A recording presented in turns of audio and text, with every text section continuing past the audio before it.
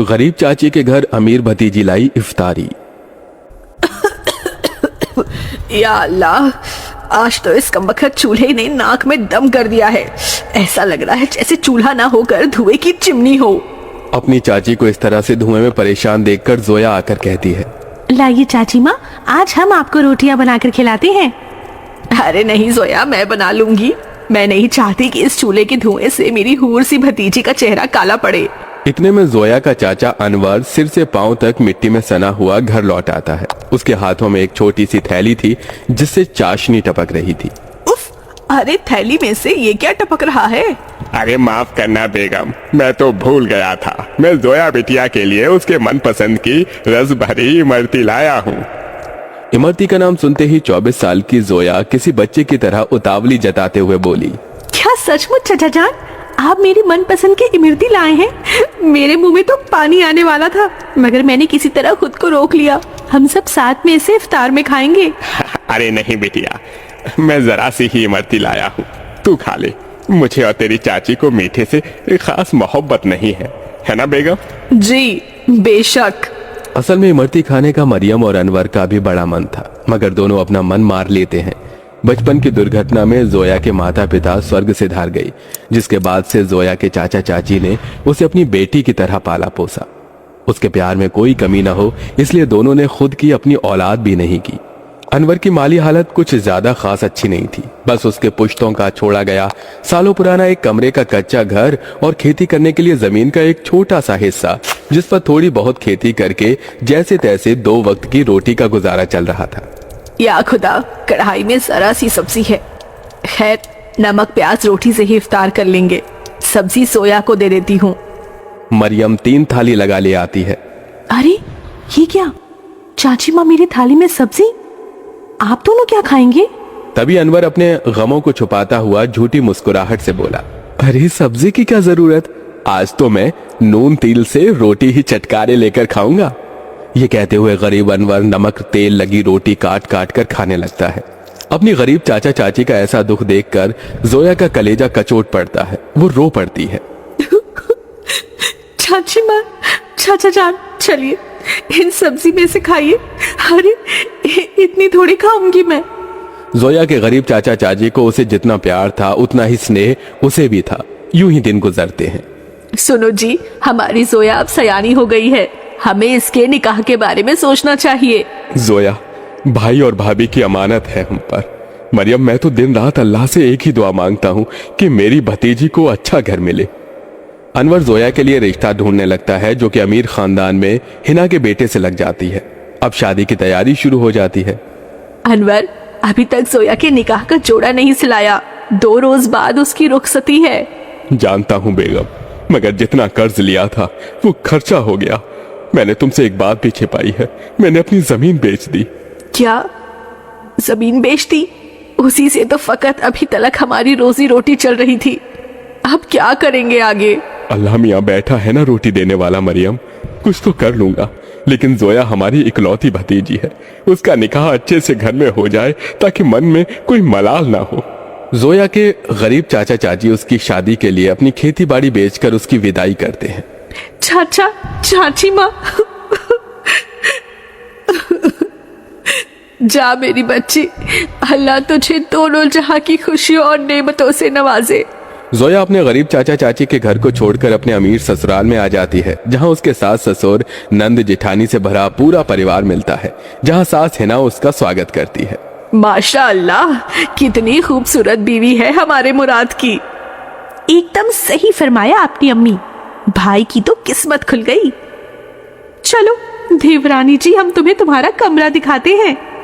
जोया की जेठानी आलिया उसे कमरे में ले आती है, जो कि बहुत ही बड़ा और आलीशान था। वल्लाह, इस कमरे से भी छोटा तो हमारे चाचा चाची माँ का घर था। यहाँ तो हर शान और शौकत है। अगले दिन जोया नहा धोकर पहली रसोई करने आती है। अस्सलाम वालेकुम अबू जान। खुश रहो बहू बेगम। अम्मी जान, खाने में क्या बनाना है? अरे बहू, तुम क्यों खाना बनाओगी? उसके लिए नौकर चाकर है ना, मगर हम सभी तुम्हारे हाथों का शाही टुकड़ा खाना चाहेंगे। जी अच्छा। जोया जैसे ससुराल के ऐशो आराम भरे किचन में कदम रखती है तो नम आंखों से निहारती रह जाती है। اس کی آنکھوں کے آگے اپنی چاچی کا دھوئیں میں چولہا پھونکنا یاد آ جاتا ہے۔ یا خدا، ہمارا سسرال کتنا رئیس ہے، ایسا لگ رہا ہے جیسے ہم کسی جنت میں آ گئے ہیں، مگر ہماری غریب چاچی ماں آج بھی گیلی لکڑیوں سے چولہا چلاتی ہوں گی۔ آنکھوں ہی آنکھوں میں زویا کا اس کے سسرال میں 1 سال گزر جاتا ہے اور رمضان کا مہینہ شروع ہو جاتا ہے، جہاں وہ اپنے امیر سسرال والوں کے ساتھ دعوتوں بھری دسترخوان پر بہت کچھ کھاتی ہے، تو وہیں اس کے غریب چاچا چاچی کے حالت غریب بدحالی میں کٹ رہے تھے۔ ارے کیا ہوا مریم بیگم، ابھی تک کھانا نہیں لائی؟ میں وضو کر کے کب کا بیٹھا ہوا ہوں۔ جی لائی۔ مریم کچھ روٹیاں رکھ کر نمک مرچ کے ساتھ لاتی ہے۔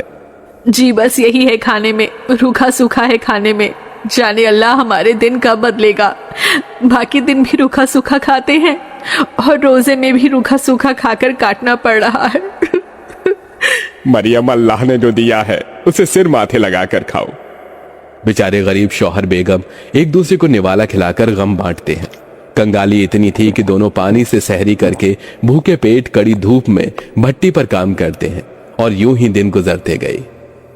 بیگم، اللہ کے کرم سے اتنے پیسے جڑ گئے، کل زویا کے سسرال افطار دے آتے ہیں۔ دونوں خود پر دکھ اٹھا کر زویا اور اس کے سسرال والوں کے لیے کپڑے، پھل، مٹھائی کے ساتھ افطار لے کے جاتے ہیں۔ ارے سمدھی سائیں، آپ دونوں؟ وعلیکم السلام سمدھی جی، یہ آپ سب کے لیے ہماری اور سے افطار کا چھوٹا سا نذرانہ۔ تبھی مہنگا سا جوڑا پہنے ہوئے زویا آ کر اپنے چاچا چاچی کے گلے لگ گئی۔ اس کی آنکھوں سے آنسو چھلک پڑے۔ چاچی ماں، چاچا جی، کیسے ہیں آپ؟ غریبی اور غموں بھرے حالاتوں کو چھپاتے ہوئے دونوں جھوٹ بولتے ہیں۔ ہم اچھے سے ہیں۔ ارے بچی، تو خوش تو ہے؟ جی چاچا، میں بہت خوش ہوں، یہاں سبھی ہمارے ساتھ بہت ہی اچھے سے پیار محبت سے رہتے ہیں۔ اللہ کا شکر ہے جو تجھے اتنا محبت بھرا سسرال ملا ہے۔ اچھا اب اجازت دیجیے۔ ارے بھائی جان، ابھی تو آئے ہیں، ابھی ہی جا رہے ہیں، تھوڑی دیر میں افطار کا سمے ہو جائے گا، افطار کی دعوت کھا کر جائیے گا۔ نہیں آپا، ہمارے یہاں بیٹی کے سسرال کا پانی بھی نہیں پیتے، ہم چلتے ہیں، اللہ حافظ۔ ان کے جانے کے بعد زویا کی نند نے کہا، امی، آپ نے غور فرمایا بھابھی جان کے چاچا چاچی کافی کمزور سے لگ رہے تھے اور کچھ پریشان بھی تھے۔ ناجمہ، لازمی ہے کہ وہ کچھ پریشانی میں ہے۔ بہو، تیرے چاچا چاچی بہت ہی خوددار ہیں، ایسے تو وہ ہماری مدد لیں گے نہیں۔ ایک کام کر، تو بھی ان کے لیے افطاری لے کے جا، انہیں اچھا لگے گا۔ زویا کے سسرال والے بہت ہی خوشیوں کے ساتھ اس کے غریب چاچا چاچی کے لیے افطار کی تیاری میں ٹوکرے بھر پھل، مٹھائیاں، بہت سی چیزیں کرتے ہیں۔ 2 دن بعد زویا اپنے غریب چاچا چاچی کے گھر پہنچتی ہے۔ قسمت تو دیکھو، اس افطاری کی شام ان کے گھر میں روٹی کے لیے بھی جکھنا لگا ہوا تھا۔ تبھی کچھ لوگ الماری، کرسی، فریج، پلنگ اتیادی اندر لاتے ہیں۔ یہ سب کس کا سامان اتر کر ہمارے گھر آ رہا ہے؟ زویا، تو میری بچی؟ السلام علیکم چاچی ماں، کیا بات ہے؟ افطار کا سمے ہو گیا اور آپ دونوں ایسے بیٹھے ہیں؟ وہ ہم افطار کرنے ہی جا رہے تھے۔ تو چلیے میں تھالی لگا کر لاتی ہوں، ہم تینوں چاچا چاچی بھتیجی ایک ساتھ افطار کریں گے۔ زویا جیسے ہی چولہے کے پاس جا کر دیکھتی ہے تو سارے برتن خالی پڑے ہوتے ہیں۔ یہ دیکھ کر اس کی آنکھوں سے آنسو گرنے لگتے ہیں۔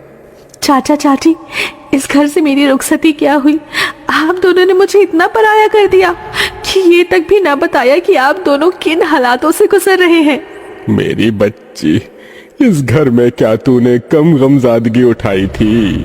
چاچا چاچی ماں، آپ دونوں نے بھی تو میرے لیے کتنی قربانی دی، کتنی محنت مشقت کی اور مجھے شہزادی جیسا پالا پوسا۔ اب میری باری ہے۔ اس کے بعد زویا خود اپنے ہاتھوں سے افطار میں بہت کچھ بناتی ہے۔ افطار کی دعوت دیکھ کر اس کے چاچا چاچی پیٹ بھر کر کھاتے ہیں۔ آج ایک عرصے بعد ایسی افطاری نصیب ہوئی ہے، ورنہ تو سالوں سے غریبی میں روکھے سوکھے سے رمضان کے روزے کٹ رہے تھے۔ میں یہاں آپ دونوں کو صرف افطار دینے نہیں آئی، بلکہ عید پر آپ کو میرے یہاں آنا ہے اور یہ امی ابو کا حکم ہے۔ ہم آئیں گے بیٹیا، ضرور آئیں گے۔ زویا کے غریب چاچا چاچی عید کے دن اس کے گھر آتے ہیں، جہاں ان کا خوب سواگت ہوتا ہے اور سبھی ساتھ مل جل کر عید مناتے ہیں۔